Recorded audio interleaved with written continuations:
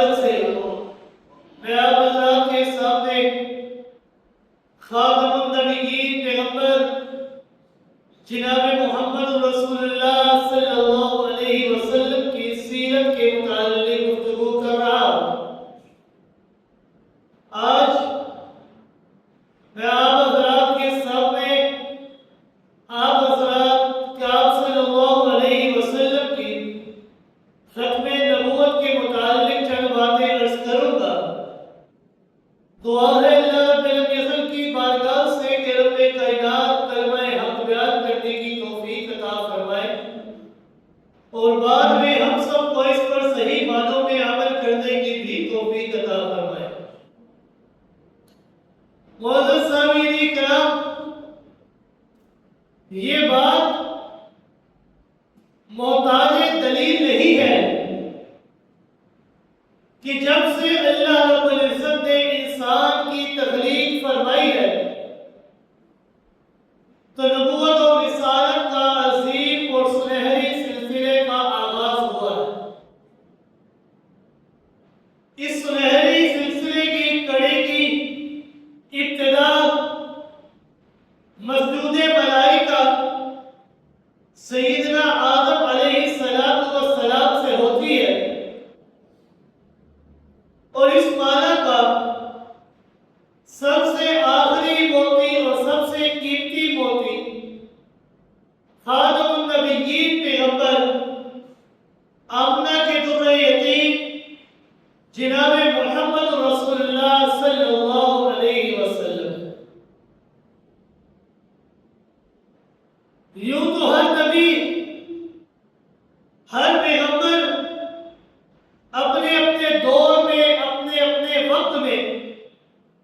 اپنے اپنے زمانے میں اس زمین پر سب سے افضل اور سب سے اعلیٰ تھے۔ تمام لوگوں سے زیادہ مقام انبیاء کا تھا کہ جو اپنے اپنے دور میں، اپنے زمانے میں لوگوں کے درمیان بھیجے۔ ہر نبی یہ اللہ کا منتخب کرتا ہے، اللہ نے ان کا انتخاب کیا ہے۔ ہر پیغمبر یہ اللہ کا انتخاب ہوتا ہے، اور یقیناً اللہ کا جو انتخاب ہے وہ لاجواب ہوتا ہے، اس کا کوئی مقابلہ نہیں ہوتا۔ پیغمبر مصطفیٰ صلی اللہ علیہ وسلم یہ بھی اللہ کے انتخاب، اللہ کے اولو العزم پیغمبر چونکہ مصطفیٰ بھی ہوتا ہے، پیغمبر چونکہ مجتبیٰ بھی ہوتا ہے، پیغمبر چونکہ مرتضیٰ بھی ہوتا ہے، اور پیغمبر چونکہ محبوب خدا بھی ہوتا ہے۔ اسی لیے اللہ رب العزت نے قرآن مقدس کے اندر ارشاد فرمایا، اعوذ باللہ من الشیطان الرجیم، بسم اللہ الرحمن الرحیم، ان اللہ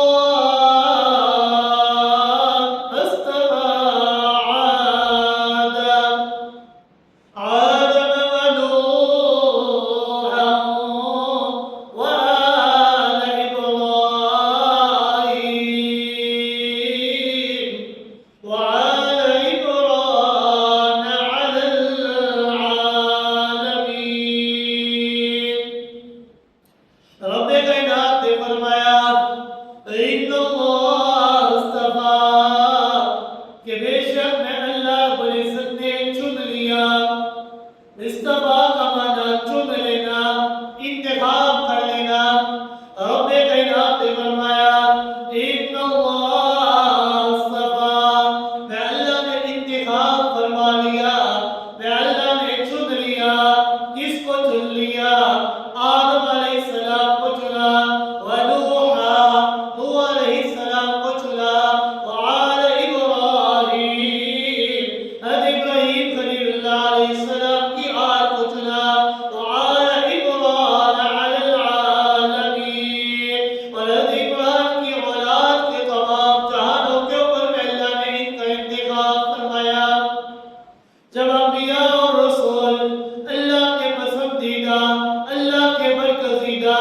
اللہ کے پیارے ہوتے ہیں تو اللہ تعالیٰ انہیں مختلف خوبیوں سے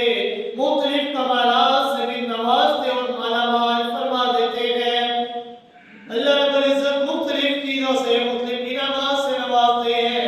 کسی کے لیے آگ کو اللہ رب العزت گلزار بنا دیتے ہیں، کسی کی لاٹھی کو اللہ رب العزت سانپ بنا دیتے ہیں،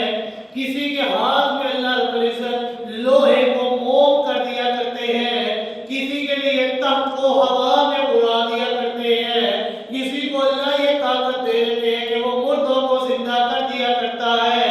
مگر یہ حقیقت ناقابل تردید ہے کہ یہ خوبیاں، یہ اوصاف، یہ کمالات جو پیغمبر کائنات صلی اللہ علیہ وسلم کو عطا ہوئے، وہ کمالات کسی اور کو عطا نہیں ہوئے، کیونکہ اللہ رب العزت نے دیگر انبیاء کو ایک ایک دو دو تین تین چار چار کمالات و خوبیاں عطا فرمائی۔ پیغمبر کائنات صلی اللہ علیہ وسلم یہ وہ خاتم النبیین پیغمبر ہے کہ اللہ نے ان تمام کمالات کو، تمام خوبیوں کو اکٹھا کر کے تنہا ذات محمد رسول اللہ صلی اللہ علیہ وسلم کے اندر پرو دیا۔ آپ صلی اللہ علیہ وسلم کی نبوت جو ہے یہ للناس ہے، لوگوں کے لیے ہے، تمام لوگوں کے لیے۔ اگر ایک انسان صحیح معنوں کے اندر قرآن و حدیث کا مطالعہ کرے، اس کے اندر غور و فکر کرے، تو اس کے اوپر یہ حقیقت واضح ہو جاتی ہے کہ ہر نبی، ہر پیغمبر اپنی قوم، اپنے شہر، اپنی بستی، اپنے علاقے کی طرف پیغمبر بنا کر بھیجا گیا ہے۔ تمام کے تمام لوگوں کا اس بات کے اوپر عقیدہ ہے، یقین ہے کہ جتنے بھی پیغمبر، جتنے بھی رسول اللہ رب العزت نے بھیجے، وہ نبی، وہ پیغمبر اپنے اپنے دور میں، اپنے اپنے علاقے کے لوگوں کے لیے بھیجے۔ مگر امام الانبیاء، خاتم النبیین پیغمبر جناب محمد رسول اللہ صلی اللہ علیہ وسلم کی شخصیت یہ وہ شخصیت ہے کہ جو کسی قوم کے لیے نہیں ہے، جو کسی شہر کے لیے نہیں ہے، جو کسی علاقے کے لیے نہیں ہے، جو چند لوگوں کے لیے نہیں ہے، بلکہ آپ کی شخصیت یہ پورے جہاں کے لیے ہے، للعالمین،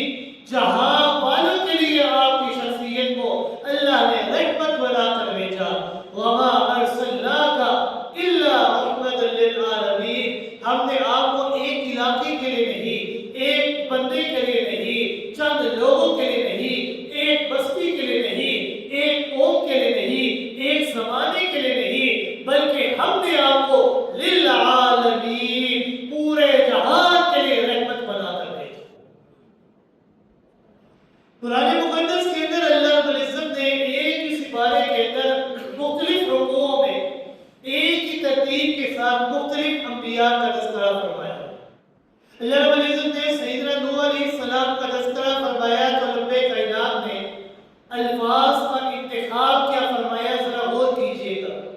رب کائنات نے سیدنا نوح علیہ السلام کا تذکرہ کیا تو رب کائنات نے فرمایا وَلَقَدْ أَرْسَلْنَا نُوحًا إِلَىٰ قَوْمِهِ، کہ ہم نے حضرت نوح علیہ السلام کو پیغمبر بنا کر بھیجا کس کی طرف؟ إِلَىٰ قَوْمِهِ، ایک قوم کی طرف ہم نے پیغمبر بنا کر بھیجا۔ اگلے رکوع کے اندر رب کائنات نے فرمایا وَإِلَىٰ عَادٍ أَخَاهُمْ هُودًا قَالَ يَا قَوْمِ، کہتے ہود علیہ السلام کا تذکرہ فرمایا، کہتے ہود علیہ السلام نے اپنی قوم والوں سے کہا یا قوم، اے میری قوم، ایک اللہ کی عبادت کرو، اس کے علاوہ کسی اور کی عبادت نہ کرنا۔ حضرت ہود علیہ السلام کے بعد رب کائنات نے فرمایا وَإِلَىٰ مَدْيَنَ أَخَاهُمْ شُعَيْبًا قَالَ يَا قَوْمِ، حضرت شعیب علیہ السلام نے اپنی قوم مدین سے کہا کہ اے میری قوم، ایک اللہ کی عبادت کرنا، اس کے سوا کسی اور کی عبادت نہ کرنا، کیونکہ عبادت کے لائق ذات اکیلے اللہ की ज़ात है और किसी की नहीं है। हज़रत लूत अलैहिस्सलाम का अल्लाह ने तज़किरा फरमाया तो फरमाया वइला आदिन अख़ाहुम लूता क़ाल या कौम। हज़रत लूत अलैहिस्सलाम ने अपनी कौम से इंतखाब फरमाया, उनसे मुखातिब हुए तो फरमाया या कौम, ए मेरी कौम। सैयदना मूसा अलैहिस्सलाम की नबूवत और रिसालत फिरौन और उसके कौम के सरदारों को बनी इसराइल की तारीफ महदूद थी। सुम्मा बअसना मिन बादिहि मूसा बिआयातिना इला फिरौन व मलाइहि। हज़रत मूसा के बाद और पैगंबर आते गए, ये सिलसिला बनी इसराइल चलता रहा और आखिर में अल्लाह रब्बुल इज्जत ने हज़रत ईसा अलैहिस्सलाम को मबूस फरमाया और ये बनी इसराइल की नबूवत का सिलसिला भी खत्म हो गया। जितने भी अंबिया, जितने भी रसूल थे, हर नबी, हर रसूल, हर पैगंबर ने लफ्ज़ का इंतखाब फरमाया या कौम, ए मेरी कौम, ए मेरे इलाके वालों, ए मेरे उम्मतों, ए लोगों, जितने भी लोगों से इंतखाब फरमाया या कौम का लफ्ज़ कहकर फरमाया। लेकिन जब बारी आती है आका दो जहां सल्लल्लाहु अलैहि वसल्लम खातमुन नबिय्यीन पैगंबर जनाब मोहम्मद रसूलुल्लाह सल्लल्लाहु अलैहि वसल्लम की बारी आती है तो रब्बे कायनात ने फरमाया उनकी नबूवत, उनकी रिसालत में अल्लाह रब्बुल इज्जत ने अहले मक्का वालों के लिए नहीं बनाई। उनकी नबूवत और रिसालत में अल्लाह ने अहले मदीना वालों के लिए नहीं बनाई। उनकी नबूवत और रिसालत में अल्लाह ने ताइफ वालों के लिए नहीं बनाई, बल्कि उनकी नबूवत और रिसालत को मैं अल्लाह रब्बुल इज्जत ने लिल आलमीन जहां वालों के लिए बना दिया है। और ऐसी नबूवत और रिसालत आपके लिए इंतखाब फरमाए कि आपके बाद किसी और नबी ने इस कायनात के अंदर मबूस नहीं हुआ। आपके ऊपर मैं अल्लाह रब्बुल इज्जत ने नबूवत के दरवाजे को हमेशा हमेशा के लिए बंद कर दिया है। जितने भी अंबिया थे या कौम का लफ्ज़ कहते रहे, ए मेरी कौम, ए मेरे लोगों, ए मेरी उम्मतों, जितने भी अंबिया थे या कौम का लफ्ज़ कहते रहे। लेकिन जब बारी आती है जनाब मोहम्मद रसूलुल्लाह सल्लल्लाहु अलैहि वसल्लम की तो रब्बे कायनात अंदाज़े तखातुब को तब्दील फरमा देते हैं। तो कहीं फरमाते हैं या अय्युहन नास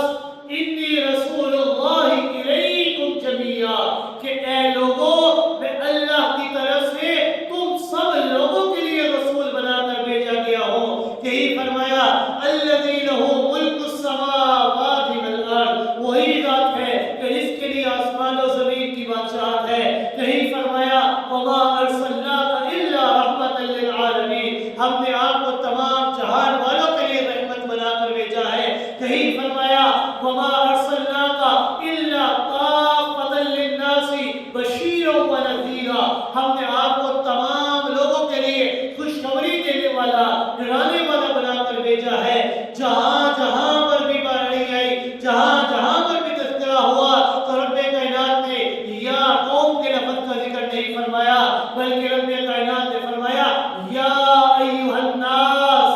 कि ए लोगों मैं तुम सब लोगों के लिए आखिरी नबी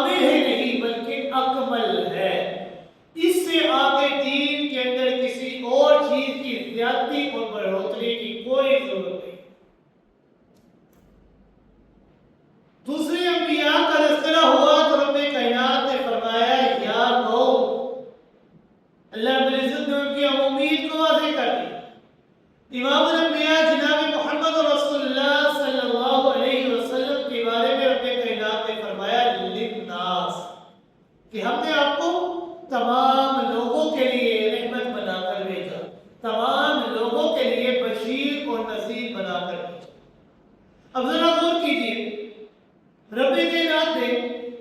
دیگر انبیاء کو جو کتابیں اور صحیفے نازل فرمائے، کیا وہ کتابیں اور وہ صحیفے اس دور کے اندر صحیح حالت کے اندر موجود ہیں؟ نہیں، وہ کتابیں وہ صحیفے اس دور کے اندر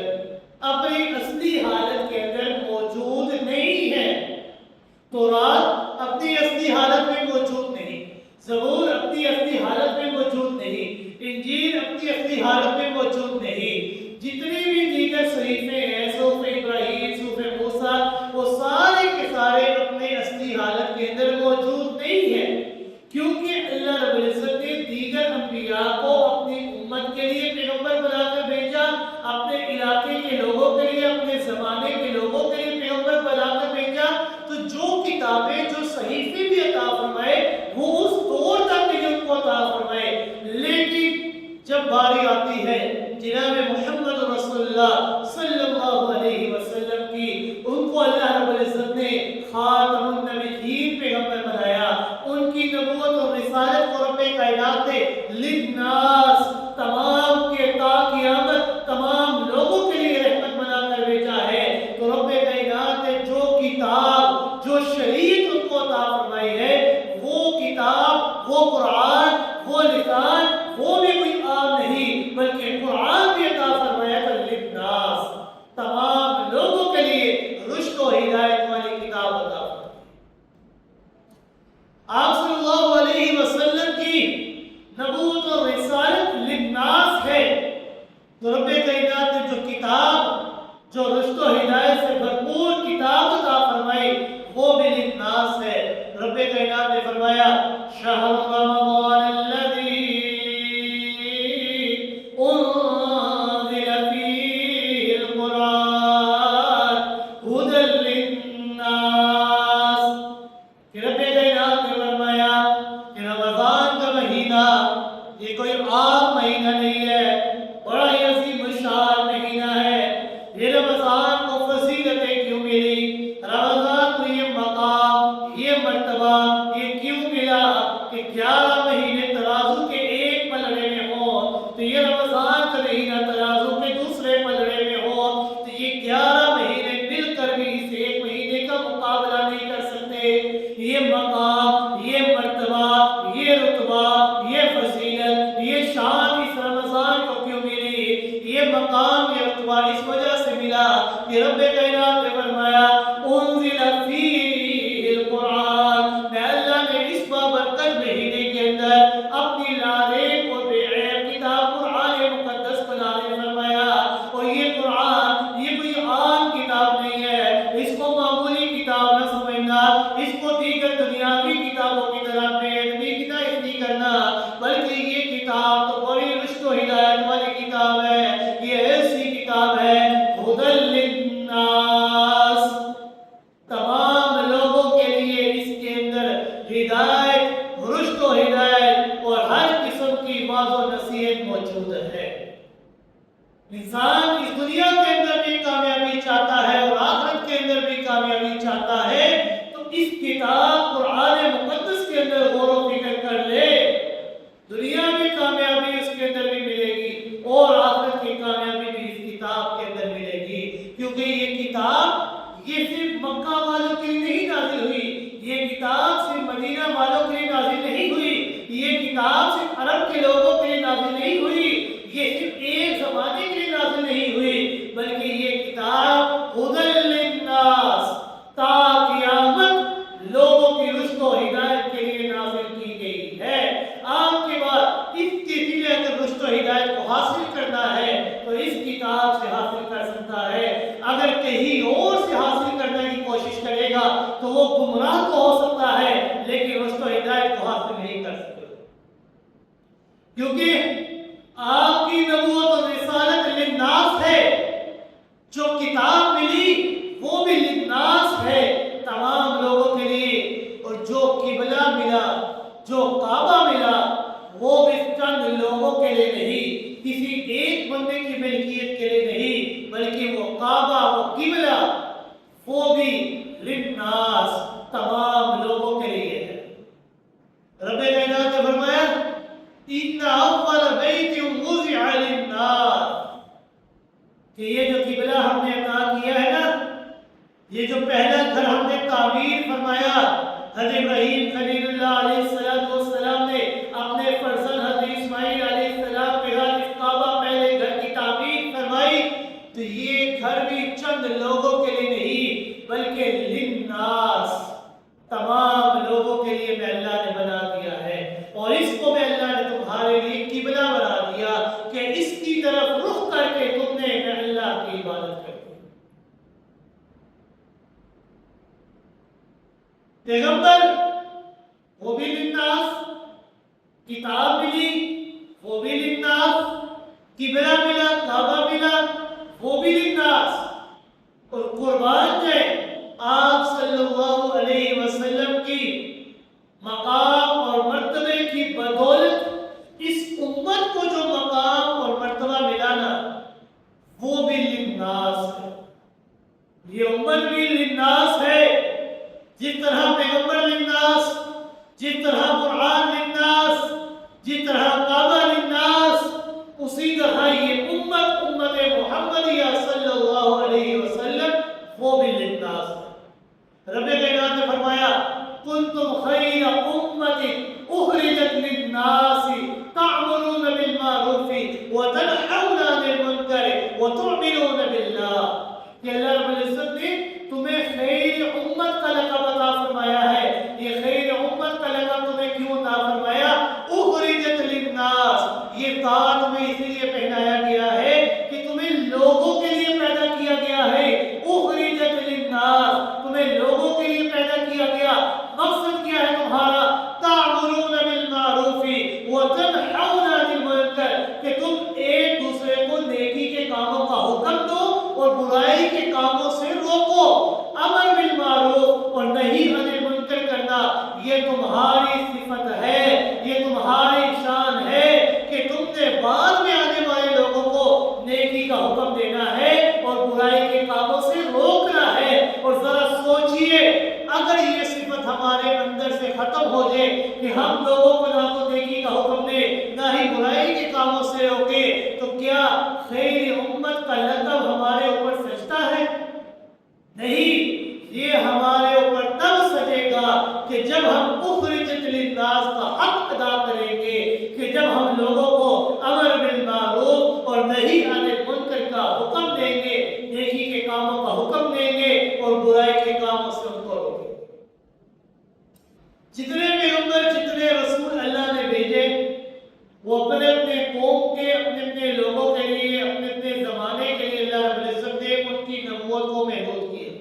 لیکن آپ صلی اللہ علیہ وسلم یہ وہ ذات ہے، یہ وہ شخصیت ہے کہ اللہ رب العزت نے ان کی نبوت اور رسالت کو، ان کے اوپر نازل ہونے والی کتاب کو، ان کے اوپر جو قبلہ اللہ نے بنایا، جو امت اللہ نے ان کے اوپر بھیجی، وہ ساری کی ساری اللہ رب العزت نے تا قیامت باقی رکھی۔ ان کی شریعت کو اللہ رب العزت نے تا قیامت باقی رکھا ہے۔ کلمہ ایک ہی ہے، لا الہ الا اللہ، اللہ کے علاوہ کوئی معبود نہیں۔ شریعت دوسری چیز، جس طرح نبی آتے گئے دوسرا حصہ تبدیل ہوتا گیا، دین ایک، لا الہ الا اللہ، شریعت تبدیل ہوتی رہی۔ آدم صفی اللہ، نوح نجی اللہ، موسیٰ کلیم اللہ، ابراہیم خلیل اللہ، عیسیٰ روح اللہ، شریعت تبدیل ہوتی رہی کیونکہ انبیاء تبدیل ہوتے رہے، لیکن جب اللہ رب العزت نے آخری پیغمبر، خاتم النبیین پیغمبر جناب محمد رسول اللہ صلی اللہ علیہ وسلم کو مبعوث فرما دیا، تو رب کائنات نے فرمایا جس طرح دین شروع سے ایک ہے، لا الہ الا اللہ، اللہ کے علاوہ کوئی معبود نہیں ہے، اسی طرح آج کے بعد سے شریعت بھی ایک ہے، اور وہ شریعت کیا ہے؟ محمد رسول اللہ، کہ آپ صلی اللہ علیہ وسلم اللہ کے آخری نبی، خاتم النبیین پیغمبر ہے۔ آپ کے اوپر میں اللہ نے نبوت کے دروازے کو ہمیشہ ہمیشہ کے لیے بند کر دیا ہے۔ تو آج سے دین بھی ایک، شریعت بھی ایک، لا الہ الا اللہ محمد رسول اللہ، اللہ کے علاوہ کوئی معبود نہیں، اور محمد رسول اللہ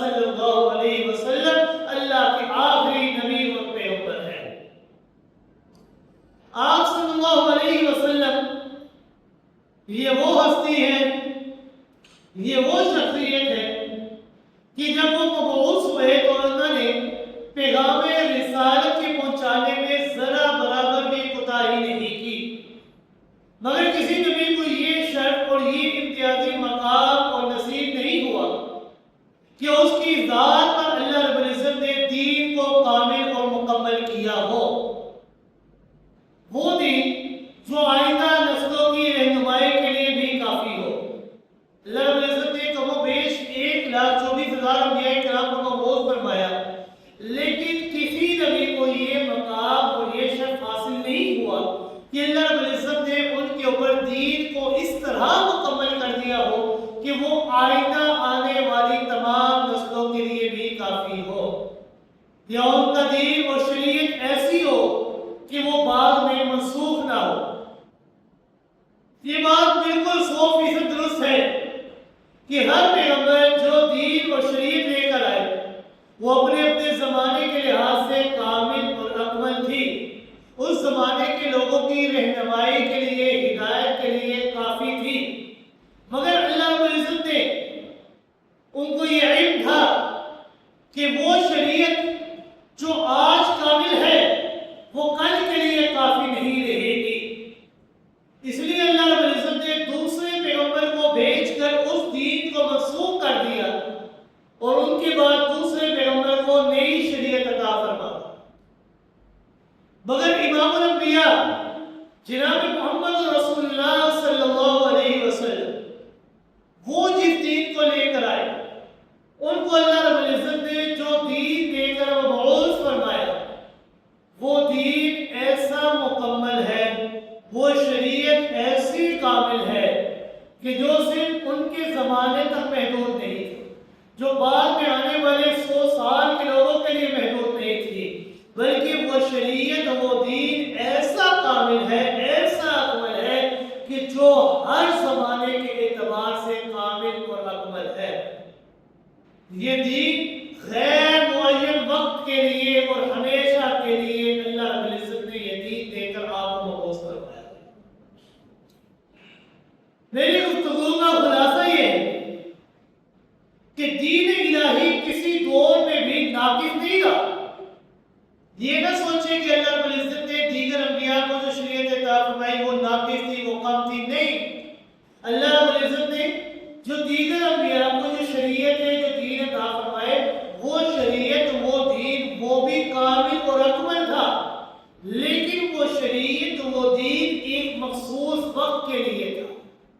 چاہے ایک زمانے کے لوگوں کے لیے تھا،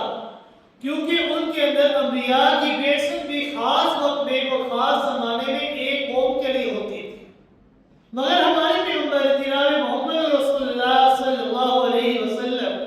چونکہ پوری کائنات کے انسانوں کے لیے اور پوری کائنات کے جنات کے لیے مبعوث ہوئے ہیں، اسی لیے اللہ رب العزت نے ان کی شریعت، ان کے دین کو بھی اللہ رب العزت نے تا قیامت کے لیے کامل اور اکمل بنا کر بھیجا ہے۔ اللہ رب العزت نے قرآن مقدس کے اندر اعلان فرمایا، اليوم اکملت لکم دینکم واتممت علیکم نعمتی ورضیت لکم الاسلام دینا۔ میں اللہ رب العزت نے آج کے دن آپ کے اوپر اپنے دین، اپنی شریعت کو مکمل اور کامل کر دیا ہے۔ یہ دین محمدیہ صلی اللہ علیہ وسلم کامل اور مکمل ہو چکا ہے۔ وَرَضِيتُ لَكُمُ الْإِسْلَامَ دِينًا، اور میں اللہ رب العزت نے آپ کی امت کے لیے بطور اسلام دین کو پسند فرما لیا ہے، اور جو میری پسند کے لیے دین اسلام کو قبول کرے گا، اس کے اوپر عمل کرے گا، میں اللہ دنیا میں بھی اسے کامیاب کروں گا اور آخرت کے اندر بھی کامیاب کروں گا۔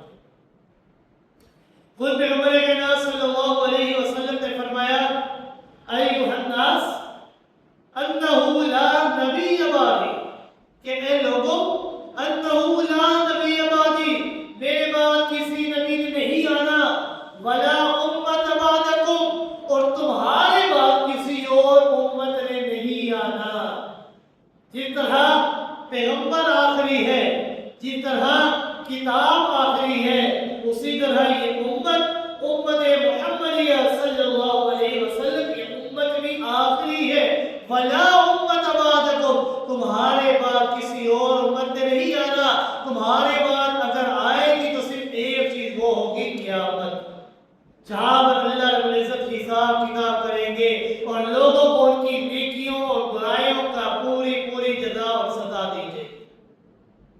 ولا امت بعدکم، تمہارے بعد اور کسی امت نے نہیں آنا، علا، لہذا خبردار رہو، فاعبدوا ربکم، اپنے رب کی عبادت کرو۔ جتنا تمہارے بعد کسی امت نے نہیں آنا تو لہذا تمہارے لیے یہ بات لازمی ہے، ضروری ہے۔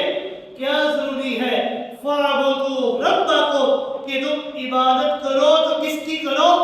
ایک اللہ کی کرو۔ تمہاری زمین جھکے تو کس کے آگے جھکے؟ ایک اللہ کے آگے جھکے۔ تمہارے ہاتھ پھیلے تو کس کے آگے پھیلے؟ ایک اللہ کے آگے پھیلے۔ تمہاری جھولی پھیلے تو کس کے آگے پھیلے؟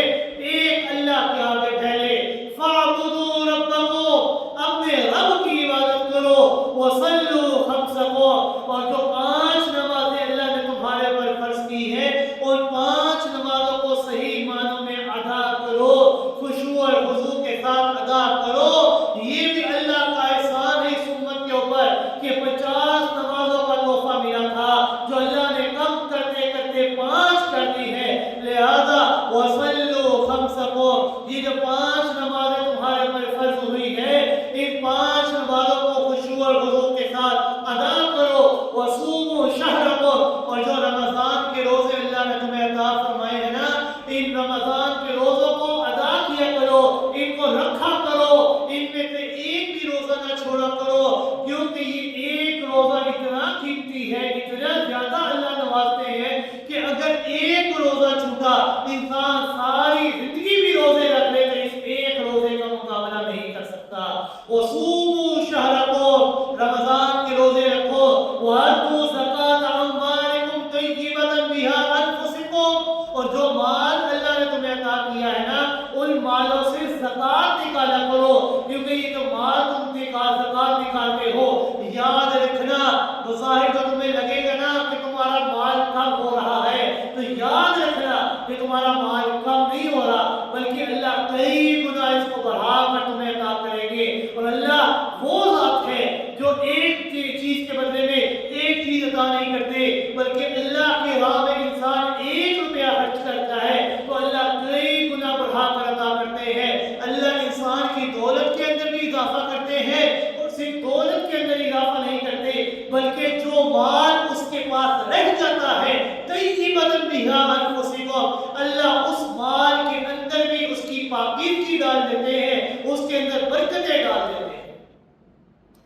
وَأَطِيعُوا وُلَاةَ أَمْرِكُمْ تَدْخُلُوا جَنَّةَ بِهَا رَبَّكُمْ، اور جو آپ صلی اللہ علیہ وسلم نے تمہیں بتایا ہے تمہیں چاہیے کہ تم ان تمام چیزوں کی پیروی کرو، اطاعت کرو، کیونکہ جب تم یہ ساری چیزیں کرو گے تدخلوا جنت ربکم، اپنے رب کی بنائی ہوئی جنت کے اندر تم داخل ہو جاؤ۔ تو آپ صلی اللہ علیہ وسلم یہ وہ ذات ہے کہ اللہ رب العزت نے آپ کے اوپر دین کو مکمل کر دیا، دین کی تکمیل ہو گئی۔ مطلب یہ ہے کہ فرائض ہوں، سنتیں ہوں، حدود ہو، احکامات ہوں، معاملات ہوں، عبادات ہوں،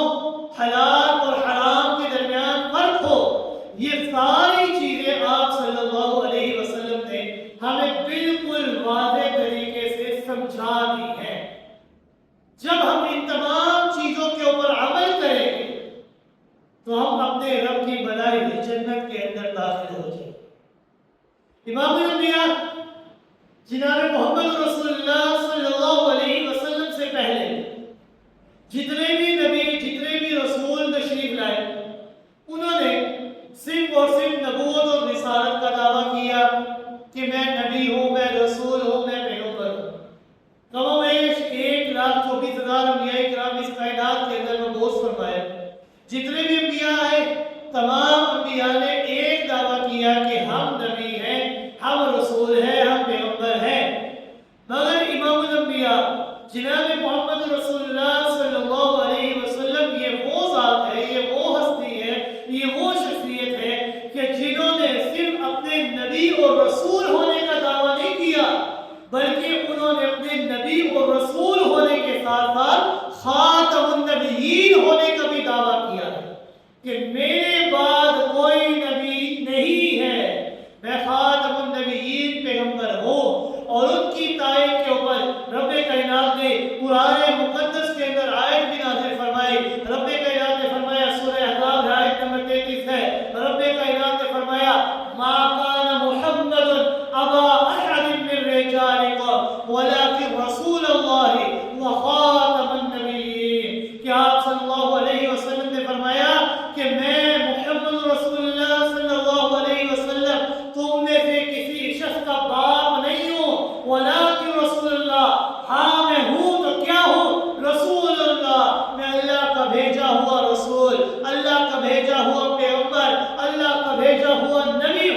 اور یاد رکھنا میں صرف نبی نہیں، میں صرف رسول نہیں، میں صرف پیغمبر نہیں، وہ خاتم النبیین بلکہ خاتم النبیین پیغمبر ہوں۔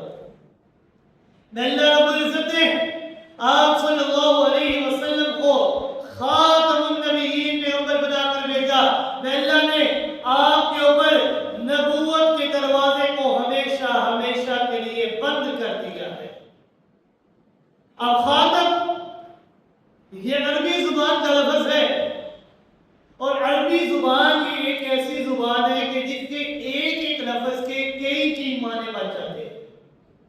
خاتم کا ایک معنی ہے مہر لگا دینا، خاتم کا ایک معنی ہے انگوٹھی میں لگانا، خاتم کا ایک معنی ہے کہ گھوڑے کے پاؤں میں جو سفیدی ہے اس کو خاتم کہا جاتا ہے، خاتم کا ایک معنی ہے آخر القوم، یعنی آخری قوم کا جو آخری فرد اس کو کہا جاتا ہے۔ ذرا بتائیے ان سارے معنوں میں جو معنی آپ صلی اللہ علیہ وسلم کے لیے جچتا ہے وہ ہے چوتھا کہ قوم کا آخری فرد،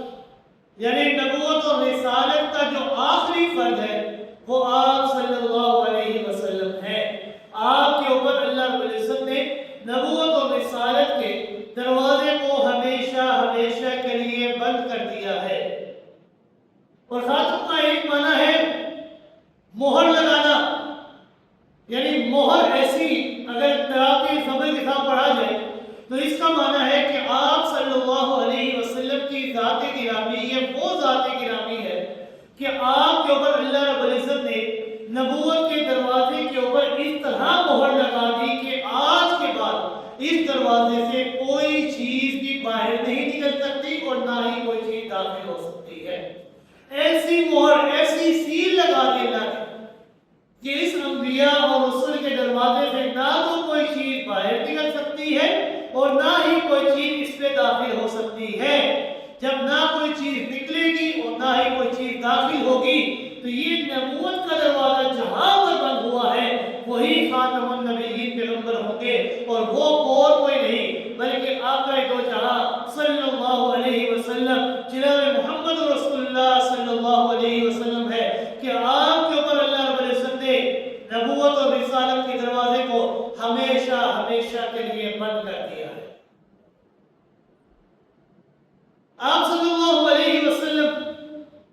یہ وہ ذات ہے، یہ وہ شخصیت ہے کہ آپ صلی اللہ علیہ وسلم نے لوگوں کو بتلایا۔ احادیث مبارکہ کے اندر بھی بہت ساری احادیث ہمیں ملتی ہیں کہ جن میں آپ صلی اللہ علیہ وسلم نے اپنے آپ کو خاتم النبیین ہونے کا لوگوں کو مفہوم اور مطلب سمجھایا ہے کہ خاتم النبیین ہونے کا مفہوم اور مطلب کیا ہے۔ آپ صلی اللہ علیہ وسلم نے فرمایا لا تقوم الساعة حتى يبعث الدجالون كذابون كلهم يزعم أنه نبي فأنا خاتم النبيين لا نبي بعدي۔ یا صلی اللہ علیہ وسلم نے فرمایا کہ قیامت اس وقت تک برپا نہیں ہوگی، قیامت اس وقت تک نہیں آئے گی یہاں تک کہ تمہارے درمیان چند جھوٹے اور کذاب قسم کے دجال کھڑے ہوں گے، اور ایسے لوگ کھڑے ہوں گے کہ کلہم یزعم انہ نبی، کہ ان میں سے ہر ایک اس بات کا گمان کرے گا انہ نبی، کہ میں نبی ہوں، میں نبی ہوں۔ لیکن آپ صلی اللہ علیہ وسلم نے فرمایا انا خاتم النبیین لا نبی بعدی، کہ آخری نبی میں ہوں، میرے بعد اور کسی نبی نے نہیں آنا۔ میں اللہ نے میرے اوپر جتنے آپ صلی اللہ علیہ وسلم کے اوپر اللہ نے نبوت کے دروازے کو ہمیشہ ہمیشہ کے لیے بند کر دیا ہے۔ میرے بعد جو بھی دعویٰ کرے گا کہ میں نبی ہوں، میں نبوت کا دعویٰ کرتا ہوں، وہ سارے کے سارے دجال ہو سکتے ہیں، وہ سارے کے سارے کذاب ہو سکتے ہیں، وہ سارے کے سارے جھوٹے ہو سکتے ہیں، لیکن ان میں سے کوئی بھی نبی نہیں ہو سکتا، کیونکہ نبوت کے دروازے کو اللہ رب العزت نے آپ صلی اللہ علیہ وسلم کے اوپر ختم کر دیا۔ امام الانبیاء جناب محمد رسول اللہ صلی اللہ علیہ وسلم اپنی صفت لاجواب ختم نبوت کو ایک مثال کے ذریعے سمجھاتے ہیں کہ آپ صلی اللہ علیہ وسلم نے فرمایا ان مثلی و مثل الانبیاء من قبلی، کہ میری مثال اور مجھ سے قبل جتنے بھی انبیاء گزرے ہیں ان کی مثال ایسے ہے کمثل رجل بنا بیتا فاحسنہ، کہ ایک انسان ہے کہ جو بڑی عمدہ، بڑی اعلیٰ، بڑی شاندار، بڑی حسین و جمیل کوٹھی تعمیر فرماتا ہے، الا موضع لبنة من زاویہ، لیکن اس کوٹھی کے ایک کنارے میں ایک جگہ باقی رہ جاتی ہے، ایک اینٹ کی جگہ باقی رہ جاتی ہے۔ تو آپ صلی اللہ علیہ وسلم نے فرمایا کہ دیکھنے والوں کو وہ کوٹھی جو بظاہر تو بڑی حسین ہے، بڑی اعلیٰ ہے، بڑا اعلیٰ بنگلہ ہے، لیکن جب وہ خالی جگہ دیکھتے ہیں تو لوگ دیکھتے ہیں یار یہ کیا ہے؟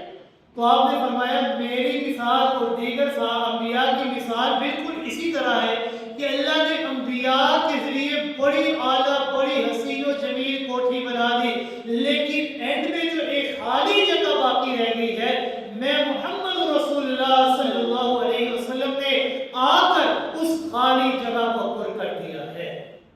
جس طرح وہ آخری اینٹ لگ جائے تو پوری کوٹھی حسین و جمیل لگتی ہے، تو اللہ رب العزت نے میری اور دیگر انبیاء کی مثال کو بھی اسی طرح بنایا کہ اللہ رب العزت نے جو انبیاء کی کوٹھی تعمیر فرمائی تھی، آخری جگہ جو باقی رہ گئی تھی، اللہ نے مجھے مبعوث فرما کر اس خالی جگہ کو بھی پر کر دیا، اور اب وہ کوٹھی مکمل ہو گئی ہے، اس کے اندر کسی قسم کی زیادتی کی، رد و بدل کی کوئی گنجائش باقی نہیں۔ آپ صلی اللہ علیہ وسلم کی ذات یہ وہ ذات ہے کہ اگر ہم قرآن مقدس کے اندر بھی غور و فکر کریں تو قرآن کے اندر بھی اور احادیث مبارکہ کے اندر بھی ہمیں من قبلک کا لفظ ملتا ہے۔ آپ صلی اللہ علیہ وسلم نے آیات مبارکہ ہمیں پڑھ کر سنائی، وہاں پر بھی ہمیں من قبلک کا لفظ ملتا ہے۔ من قبلک کا معنی مجھ سے پہلے۔ اگر بالفرض آپ صلی اللہ علیہ وسلم کے بعد کسی نبی نے آنا ہوتا، نعوذ باللہ اگر کوئی نبی ہوتا، تو اللہ رب العزت قرآن مقدس کے اندر من قبلک کے بجائے بعدک یا من بعدک کا لفظ فرماتے ہیں کہ آپ کے بعد جو نبی آئے گا اس کے اوپر بھی ایمان لانا ہے، لیکن اللہ رب العزت نے قرآن مقدس کے اندر یہ بات ظاہر کر دی، لوگوں کو بتلا دیا کہ اے لوگوں، آپ صلی اللہ علیہ وسلم کے بعد کسی اور نبی نے نہیں آنا۔ من قبلک کا لفظ فرمایا، رب کائنات نے فرمایا وما ارسلنا من قبلک من رسول الا نوحی الیہ انہ لا الہ الا انا فاعبدون، کہ میرے محبوب پاک پیغمبر صلی اللہ علیہ وسلم من قبلک من رسول، ہم نے آپ سے قبل جتنے بھی انبیاء بھیجے، جتنے بھی رسول بھیجے، ہم نے ان کی طرف ایک ہی بات وحی کی، ایک ہی پیغام ان کو دیا کہ آپ نے یہ پیغام اپنے لوگوں کو بتلانا ہے، انہ لا الہ الا انا فاعبدون، کہ اللہ کے علاوہ کوئی معبود برحق نہیں، وہ اکیلا تھا، اکیلا ہے اور اکیلا رہے گا، لہذا فاعبدون، اسی کی عبادت کرو۔ اس آیت میں اللہ نے کیا فرمایا؟ وما ارسلنا من قبلک، کہ آپ سے قبل ہم نے جتنے انبیاء، جتنے رسول بھیجے۔ اسی طرح رب کائنات نے دوسری جگہ پر فرمایا وما ارسلنا من قبلک الا رجال، کہ ہم نے آپ سے قبل جتنے بھی انبیاء بھیجے ان میں سے کوئی بھی نبی عورت نہیں تھا، ان میں سے سارے انبیاء جتنے بھی تھے رجال، وہ سارے کے سارے مرد ہی تھے۔ تو کیا فرمایا؟ من قبلک، آپ سے قبل جتنے انبیاء ہم نے بھیجے۔ اسی طرح رب کائنات نے فرمایا وَلَقَدْ أُوحِيَ إِلَيْكَ وَإِلَى الَّذِينَ مِن قَبْلِكَ، اور اس چیز کی جو ہم نے آپ کی طرف اور آپ سے قبل جتنے بھی انبیاء بھیجے تھے ان کی طرف ہم نے وحی فرمائی۔ تو کیا فرمایا؟ من قبلک، حتیٰ کہ قرآن مقدس کے آغاز کے اندر سورہ بقرہ کی آیت نمبر 3 کے اندر رب کائنات نے کیا فرمایا؟ رب کائنات نے فرمایا وَالَّذِينَ يُؤْمِنُونَ بِمَا أُنزِلَ إِلَيْكَ وَمَا أُنزِلَ مِن قَبْلِكَ، اور وہ لوگ جو ایمان لاتے ہیں اس چیز کے اوپر جو آپ کے اوپر نازل ہوئی اور اس چیز کے اوپر جو آپ سے قبل انبیاء کے اوپر نازل ہوئی۔ تو یہ جو من قبلک کا لفظ ہے یہ اس بات کے اوپر دلالت کر رہا ہے، یہ اس بات کے اوپر گواہی دے رہا ہے کہ آپ کے بعد کسی اور نبی نے نہیں آنا. آپ کے اوپر اللہ رب العزت نے نبوت کے دروازے کو ہمیشہ ہمیشہ کے لیے بند کر دیا ہے. آپ کے اوپر اللہ نے مہر لگا دی ہے کہ آج کے بعد اس مہر سے نہ تو کوئی باہر نکل سکتا ہے اور نہ ہی کوئی داخل ہو سکتا ہے. انا خاتم النبیین